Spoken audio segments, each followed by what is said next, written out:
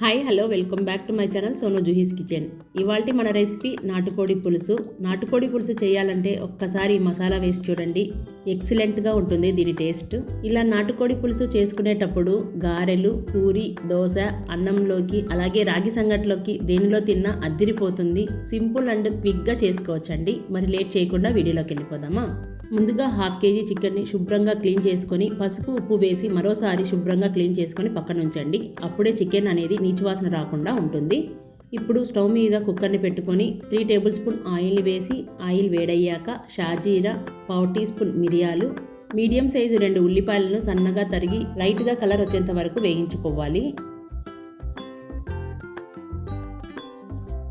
ఉల్లిపాయ ముక్కలు కాస్తంత వేగిన తర్వాత ఇప్పుడు ఇందులోకి 1.5 టేబుల్ స్పూన్ అల్లం వెల్లుల్లి పేస్ట్ని వేసి పచ్చివాసన పోయేంత వరకు బాగా వేగనివ్వండి.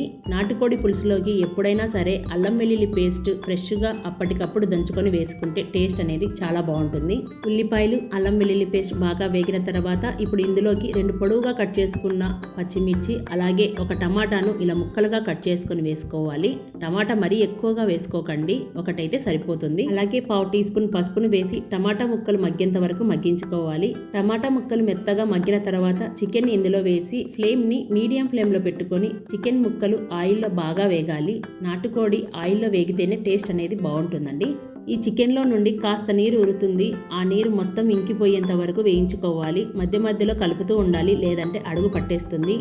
ఈ లోపు మసాలాను ప్రిపేర్ చేసుకుందాం. ముందుగా ఒక ప్యాన్ని తీసుకొని 5 లవంగాలు, 3 యాలకలు, 1 ఇంచి చెక్క, 1 అనాస పువ్వు, 1 బిర్యానీ ఆకు, 2 ఎండుమిరపకాయలు, 2 టేబుల్ స్పూన్ల ధనియాలు, ఎండు కొబ్బరి ముక్కలను వేసుకొని ఫ్లేమ్ని లో ఫ్లేమ్లో పెట్టుకొని మాత్రమే వేయించుకోవాలి. ధనియాలు, ఎండు కొబ్బరి ఈ విధంగా వేగిన తర్వాత ఇప్పుడు ఇందులోకి 7-8 జీడిపప్పు, 1 టేబుల్ స్పూన్ గసగసాలను వేసి మరో 1 నిమిషం పాటు వేయించుకొని స్టవ్ ఆఫ్ చేయండి.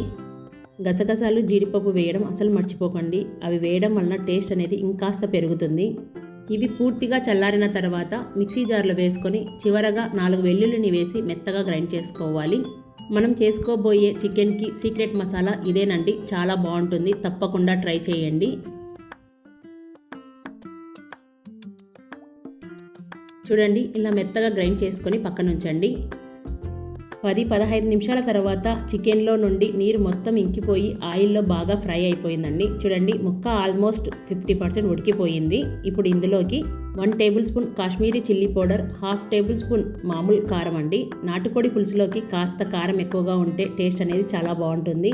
దీంట్లోనే ముందుగా ప్రిపేర్ చేసుకున్న మసాలా పొడి మొత్తాన్ని వేసుకొని ఫ్లేమ్ని లో ఫ్లేమ్లో పెట్టి 2 నుండి 3 నిమిషాలు వేయించుకోవాలి. మసాలా పొడి అనేది ముక్కలకి బాగా పట్టాలి. అడుగున మాడకుండా ఉండడం కోసం ఫ్లేమ్ని లో ఫ్లేమ్లో పెట్టుకొని మాత్రమే వేయించుకోవాలి. అలాగే ఇందులోకి కాస్తంత కొత్తిమీరని వేసుకొని మొత్తం ఒకసారి కలుపుకొని మూత పెట్టి 2 నుండి 3 నిమిషాలు మగ్గనివ్వండి.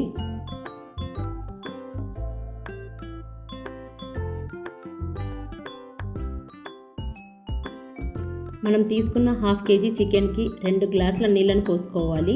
నేను గ్రేవీ అనేది తిక్కుగా చేసుకుంటున్నానండి. మీరు కావాలంటే పలుచగా కావాలనుకున్నారనుకోండి, ఇంకో గ్లాస్ వాటర్ని పోసుకున్నా సరిపోతుంది. ఇలా నీళ్ళని పోసుకున్న తర్వాత రుచికి సరిపడా ఉప్పుని వేసుకొని మొత్తం ఒకసారి కలుపుకొని ఉప్పు, కారం సరిపోయిందా లేదా అనేది చెక్ చేసుకోండి. సరిపోకపోతే ఈ టైంలో యాడ్ చేసుకోండి. ఇప్పుడు కుక్కర్ మూత పెట్టి 4 విజిల్స్ వచ్చేంత వరకు ఉడికించుకోవాలి. నాటుకోడి కాస్త గట్టిగా ఉంటుంది కాబట్టి 4 విజిల్స్ వస్తే సరిపోతుంది. లేదు చికెన్ ముదురుగా ఉంటే ఇంకో విజిల్ని రానివ్వండి. 4 విజిల్స్ తర్వాత ప్రెజర్ మొత్తం పోయిన తర్వాత చూడండి, ఆయిల్ పైకి తెలుతూ చికెన్ అనేది చాలా బాగుంది. ముక్క అనేది చక్కగా ఉడికిపోయింది. చూడండి, స్పూన్తో ఇలా గుచ్చి చూస్తే పీస్ అనేది ఇలా మెత్తగా ఉడికిపోయింది. పులుసు కూడా చిక్కగా, టేస్ట్ అయితే అద్దిరిపోయిందండి. చివరగా సన్నగా తరిగిన కొత్తిమీరని వేసుకొని మొత్తం ఒకసారి కలుపుకొని సర్వ్ చేసుకోవడమే.